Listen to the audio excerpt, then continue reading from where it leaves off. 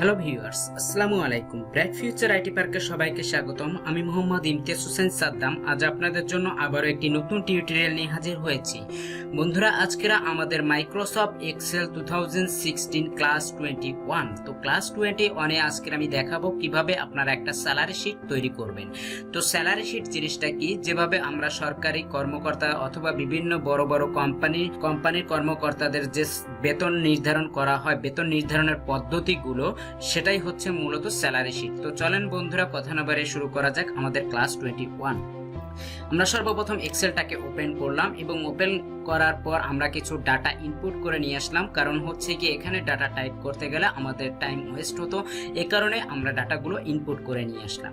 তো ডাটাগুলো ইনপুট করার পর আমরা দেখতে পাচ্ছি এখানে কিছু স্টাফের নাম, বেসিক বেতন।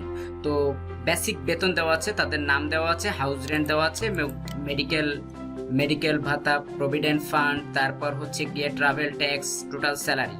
তো এভাবে মূলত হচ্ছে গিয়ে কি, যে একটা সরকারি কর্মকর্তাদের বিভিন্ন রকম ভাতা কিন্তু তারা পেয়ে থাকে। তাদের বেসিক একটা বেতন থাকে, তাদের মূল বেতন 15,000, 20,000, 30,000, 40,000 এভাবে একটা মূল বেতন থাকে। এর পাশাপাশি কি থাকে, তারা বাড়ি ভাড়া ভাতা পেয়ে থাকে, তারপর তারা চিকিৎসা ভাতা পেয়ে থাকে, তাদের ভবিষ্যৎ তহবিলের জন্য একটা টাকা তারা সঞ্চয় করে রাখে তাদের বেতন থেকে, তারপর তারা যাতায়াত ভাতা পেয়ে থাকে, তাদের ইনকাম থেকে আবার ট্যাক্স হিসাবে সরকার কিছু কেটেও নেয়। এরপর হচ্ছে গিয়ে আরো অনেক রকম কিন্তু ভাতা তারা পেয়ে থাকে, যেটা সাধারণ লোকজন হয়তোবা জানে না। তো আমরা বেসিক কয়টা নিয়ে আমরা শুরু করতেছি, এরপর অন্যান্য যেগুলো থাকবে সেগুলো আমরা পরপর বসিয়ে দেব জাস্ট অঙ্কটা করতে গেলে। এরপর আমাদের টোটাল স্যালারি আমরা নির্ণয় করে থাকি, যে একটা সরকারি কর্মকর্তার টোটাল স্যালারি সর্বমোট কত টাকা হয়ে থাকে। তো মূল অঙ্কটা কি সেটা আমরা একটু এবার দেখে আসি। আমাদের সবগুলো সাজানো শেষ, আমরা এবার অঙ্কটা দেখে আসি। অঙ্কটা হচ্ছে গিয়ে কি, কোনো অফিসের কর্মকর্তা কর্মচারীদের স্যালারি শিট তৈরি করতে গেলে যে সকল নিয়ম কানুন অনুসরণ করা হয় তা হলো, হাউস রেন্ট বেসিকের উপরে 40%, অর্থাৎ বাড়ি ভাড়া ভাতা কত পার্সেন্ট পাবে, 40%। কোন টাকার উপরে?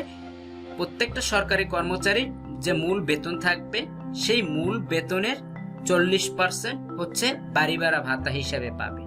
মেডিকেল ভাতা, মেডিকেল অ্যালাউন্স বেসিকের উপরে 10%, অর্থাৎ মূল বেতনের 10% সে চিকিৎসা ভাতা পাবে। তারপর প্রভিডেন্ট ফান্ড বেসিকের উপরে 5%, অর্থাৎ ভবিষ্যৎ যে তহবিল সেটা বেতন থেকে 5% কি করা হয়, কর্তন করে রাখা হয়।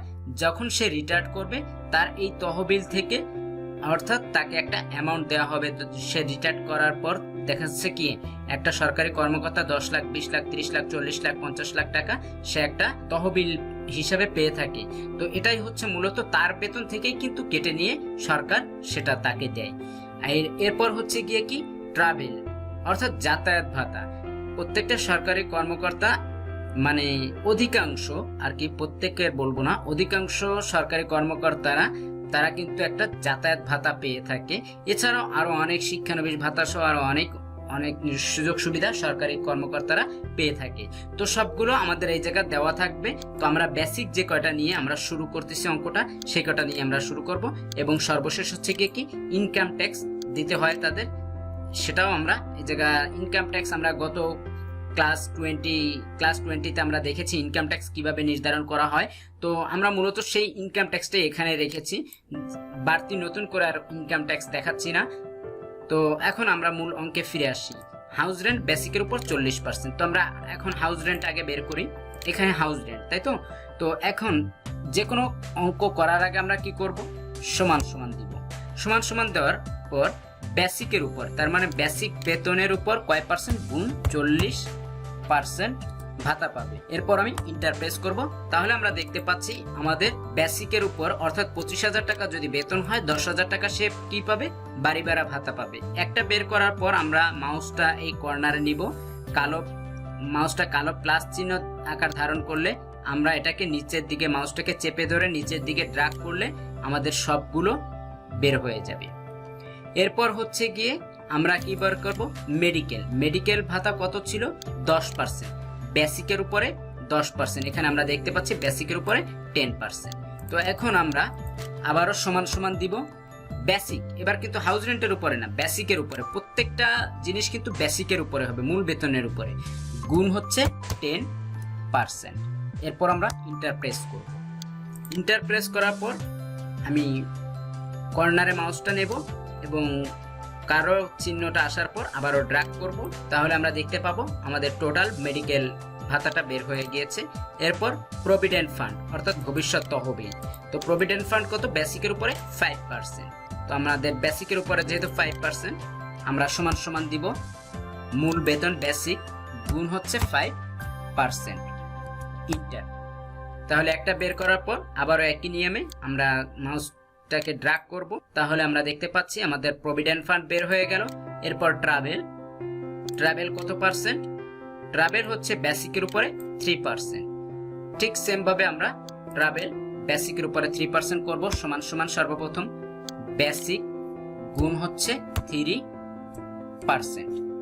ইন্টার। তাহলে আমাদের ট্রাভেল বের হয়ে গেল। এরপর আমরা মাউসটাকে আবারও স্ক্রল করব, তাহলে আমরা দেখতে পাচ্ছি সবগুলো ট্রাভেল বের হয়ে গেল। এরপর হচ্ছে ইনকাম ট্যাক্স। এখন ইনকাম ট্যাক্স আমরা মূলত ক্লাস 20-তে দেখেছি। যারা ইনকাম ট্যাক্স জানেন না কিভাবে বের করতে হয়, তারা কাইন্ডলি ক্লাস 21টা দেখবেন, সেই নিয়ম অনুসারে আমরা এখানেও করব। তো জাস্ট আমাদের মাসিক আয় কত? 20,000-এর কম হলে ইনকাম ট্যাক্স কত হবে? 0%। তাহলে মাসিক যদি 20,000-এর কম হয়, এখন আমরা যে কোনো ক্যালকুলেশন করার আগে সমান সমান ইফ, যেহেতু কন্ডিশন ফার্স্ট ব্র্যাকেট বেসিক যদি লেস দেন 20,000-এর কম হয়, কমা বেসিকের উপরে কত পার্সেন্ট গুণ 0%। অর্থাৎ তাকে যদি কেউ বেসিক মূল বেতন যদি 20,000 টাকার কম হয়, তাকে কোনো ইনকাম ট্যাক্স দিতে হবে না। এরপর দ্বিতীয় কন্ডিশন কি? মাসিক আয় যদি 40,000-এর নিচে হয় তাহলে 2%। তাহলে মাসিক আয় যদি 40,000-এর নিচে হয়, if first bracket basic less than 40,000, যদি 40,000-এর কম হয়, কমা তাহলে বেসিকের উপর কয় পার্সেন্ট? 2% ইনকাম ট্যাক্স তাকে দিতে হবে, কমা। পরের কন্ডিশনটা কি? আমাদের মাসিক আয় যদি 50,000 টাকার মধ্যে হলে 3%।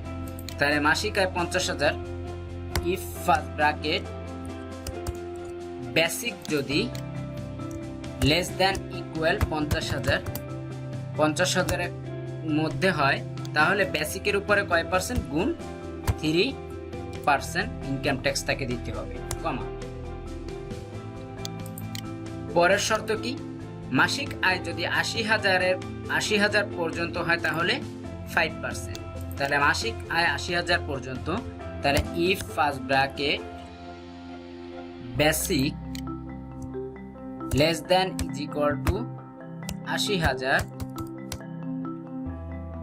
কমা তাহলে বেসিকের উপরে কত পার্সেন্ট? গুণ 5% ইনকাম ট্যাক্স দিতে হবে, কমা। সর্বশেষ শর্ত কি? মাসিক আয় যদি 80,000-এর বেশি হয় তাহলে তাকে 8% ইনকাম ট্যাক্স দিতে হবে। অর্থাৎ if first bracket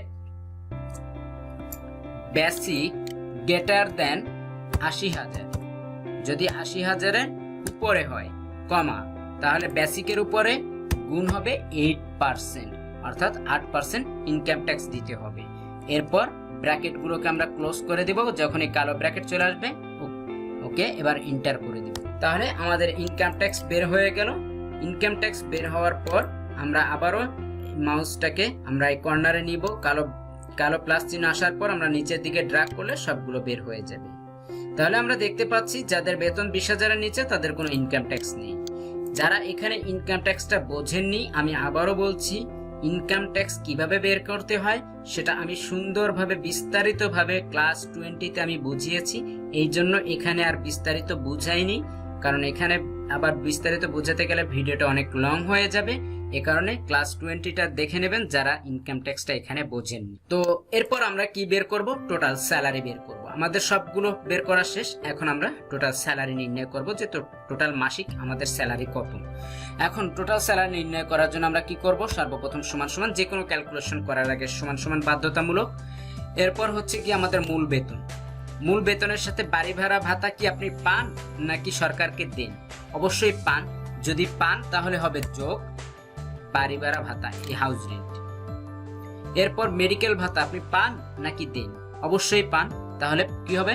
plus medical ভাতা। এবার প্রভিডেন্ট ফান্ড আপনি কি পান নাকি দেন? অবশ্যই দেন, কারণ ভবিষ্যৎ তহবিলের জন্য আপনার বেতন থেকে এটা কর্তন করে রাখা হয়, যখন আপনি রিটায়ার করবেন এই টাকাটা একবারে আপনাকে ব্যাক দেয়। তো এটা হচ্ছে প্রভিডেন্ট ফান্ড। যেহেতু আপনার বেতন থেকে এখন কেটে নেয়, তাই আপনার কি হবে? Minus provident fund. এবার ট্রাভেল, যাতায়াত ভাতা আপনি অবশ্যই পান, সরকারকে দেন না, আপনি পান, তাহলে কি হবে? প্লাস, পেলে প্লাস যাতায়াত ভাতা। আর ইনকাম ট্যাক্স কি? সরকার কেটে নেয় আপনার বেতন থেকে, তাহলে কি হবে? মাইনাস, মাইনাস হবে ইনকাম ট্যাক্স। বাস, সবগুলো শেষ। এবার আমি কি করব? ইন্টারপ্রেস করব। ইন্টারপ্রেস করলে আমাদের টোটাল স্যালারি বের হয়ে যাবে, অর্থাৎ যার বেসিক বেতন হচ্ছে 25,000 টাকা, তার সবকিছু কেটে নেওয়ার পর, পাওয়ার পর, যাতায়াত মানে সকল ভাতা পাওয়ার পর এবং সবকিছু কর্তন করার পর তার টোটাল স্যালারি আসে কত? 36,500 টাকা। এরপর একটা বের করার পর আবারও আমরা সবগুলো টান দিলে এভাবে সবগুলো বের হয়ে যাবে। এখন আমরা দেখতে পাচ্ছি যদি কেউ মান্থলি 1,20,000 টাকা তার মূল বেতন হয়ে থাকে, তাহলে সে টোটাল স্যালারি পায় কত? তার বেসিক বেতন যদি 1,20,000 হয়, টোটাল স্যালারি পায় 1,68,000। এছাড়াও অন্যান্য ভাতাগুলো যখন যোগ হবে বা অন্যান্য আরো যখন ফান্ড তাদের কেটে নেবে, তখন হিসাবটা আরেকটু ভিন্ন রূপ হতে পারে। তো এই হচ্ছে মূলত হচ্ছে স্যালারি শিট করার নিয়ম। আশা করি বুঝতে পেরেছেন যে কিভাবে স্যালারি শিট নির্ণয় করতে হয়। তারপরও যদি কারো কোথাও প্রবলেম হয়, সে অবশ্যই আমাকে কমেন্টস করে জানাবেন, অথবা আমার ফেসবুক গ্রুপে সে জানাতে পারেন। অবশ্যই আমি চেষ্টা করব আপনাদের প্রবলেমগুলো সলভ করার জন্য।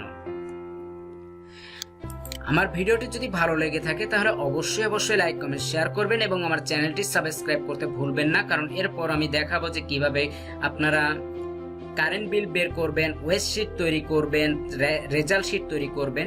তো আমার এই ভিডিওগুলো পাওয়ার জন্য অবশ্যই আমার চ্যানেলটি সাবস্ক্রাইব করবেন। Bright future IT park fan page, এই ফ্যান পেজটিতে আমার সমস্ত টিউটোরিয়ালের লিঙ্কগুলো দিয়ে থাকি। জব সংক্রান্ত, কম্পিউটার সংক্রান্ত বিভিন্ন ইনফরমেশন এই ফ্যান পেজেই দিয়ে থাকি। তাই ফেসবুকের মাধ্যমে আপনি সমস্ত ইনফরমেশন পেতে আমার এই ফ্যান পেজটিতে অবশ্যই লাইক দিয়ে রাখবেন।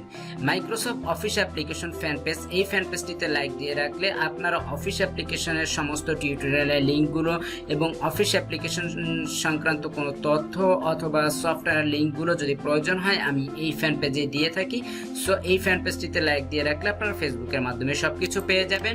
এবং এক্সপার্ট ফ্রিল্যান্সার গ্রুপ, এই গ্রুপে আপনি মেম্বার হয়ে আপনার যদি কোনো প্রবলেম থাকে আমার সাথে চাইলে ডিসকাস করতে পারেন। এবং অনলাইন সম্পর্কে যারা নতুন কাজ করতে আগ্রহী অথবা কাজ করেছেন ইতিমধ্যে, আপনারা অভিজ্ঞ, চাইলে এখানে নতুনদের জন্য একটা ব্রিফিং এর জায়গা রাখতে পারেন। আপনাদের পরামর্শ হয়তোবা নতুনদের জন্য একটা উৎসাহের জায়গা হয়ে যাবে, পথ নির্দেশনার দিক হয়ে দাঁড়াবে। সো তারাও তাদের ক্যারিয়ারটাকে গড়তে পারবে। তো বন্ধুরা, আজকেরা এ পর্যন্তই। সবাই ভালো থাকবেন, সুস্থ থাকবেন। আসসালামু আলাইকুম।